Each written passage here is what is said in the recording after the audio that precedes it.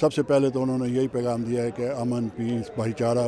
رکھو اور ٹھنڈے رہو، ان کا سب سے بڑا پیغام یہ ہے، اور کسی قسم کا نقصان اپنے شہر کو نہ ہونے دو۔ تو وہ تو عمل کر رہے ہیں، یہ بہت ہی پیسفل احتجاج کر رہی ہے ہماری عوام ان کے الطاف بھائی پہ کہنے پہ،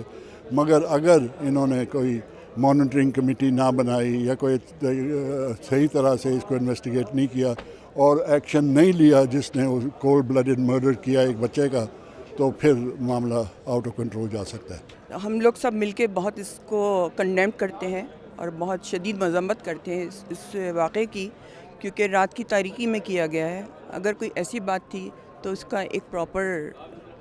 طریقہ ہے کرنے کا، کہ اگر آپ کو کوئی وانٹڈ ہے یا کسی پہ شک ہے تو آپ رابطہ کمیٹی سے بات کریں، اس کو انفارم کریں، اور پھر اگر کوئی ہے تو ہم خود ہینڈ اوور کریں گے اس کو۔ الطاف بھائی نے یہ بار بار یہ بات کہی ہے کہ اگر ہماری صفوں میں کوئی بھی اس طرح کا شخص آپ کو پتہ چلے تو ہم اس کو آپ کو ہینڈ اوور کرنے کے لیے تیار ہیں۔ تو اگر ایسی چیز ہے تو پھر یہ چھپ کے آنا، رات کے اندھیرے میں آنا، یہ تو